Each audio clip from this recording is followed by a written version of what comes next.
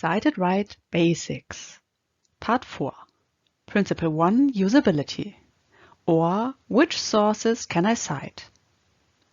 There are 4 principles of citation, and we are going to have a look at them in the following videos.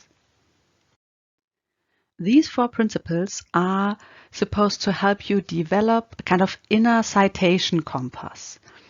Because very often when we talk about citing, there is no clear right and wrong, but there's a very big gray area where we have to learn to navigate to find our way. So these 4 principles will help you a lot with this. The first principle is the principle of usability. Here we ask ourselves whether we are actually allowed to cite a source. The second principle is the principle of authorship. It's about indicating in the text which ideas are mine and which ones belong to someone else. The third principle is the principle of retrievability. Here we have to have a look whether we gave all the information our reader needs to find our source. Because that's what citing is all about. The whole purpose is that our reader can find our sources. And the fourth principle is the principle of consistency, and this is about formatting our citations consistently. So it's about choosing one citation style and applying it consistently throughout all the citations in our text and on our reference list. And we're going to have a detailed look at each of these 4 principles now. So let's start with the first one. The first principle is the principle of usability, and this asks the question whether we are actually allowed to cite a source. Because we cannot just cite anything we want, there are certain limitations.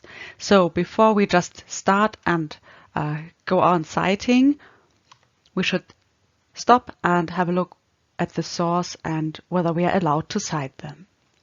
And here the German copyright law enters the game. The copyright law, in Germany we call it Urheberrechtsgesetz, protects works of art, of literature and of science. And it protects these works against reproduction, which means that we cannot just copy them, against modification, which means that we cannot just change them or edit them, and against distribution to the general public, which means that we cannot just make them publicly available against the will of the author of this work. And of course, these works should somehow be of use to the general public. That's why there are certain so-called statutory rights, which means there are certain uses which are allowed.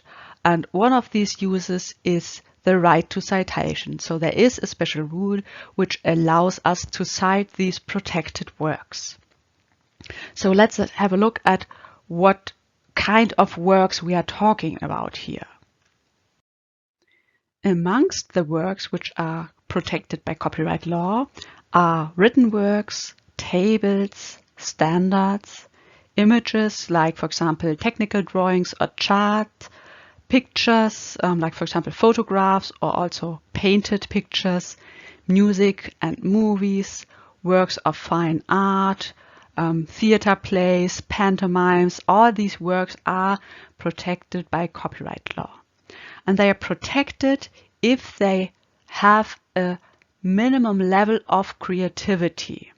In Germany, we call this level Schöpfungshöhe. So there needs to be some creativity to make them worthy of this copyright protection.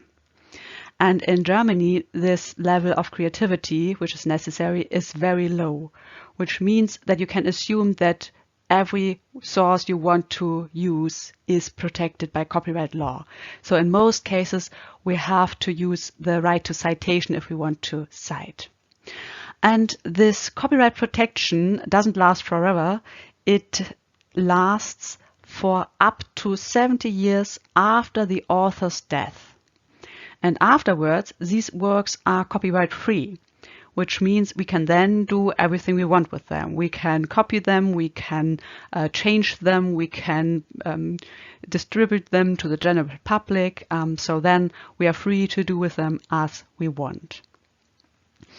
If there are works which are protected, of course, there are also works which are not protected. And some of the works which are not protected by copyright law are, for example, table of contents, instruction manuals, measured data, facts, governmental publication, like for example laws, and of course works where the copyright has already expired.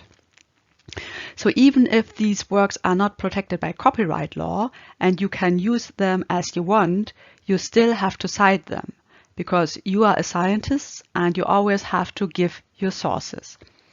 So let's have a look at the right of citation and what this really means.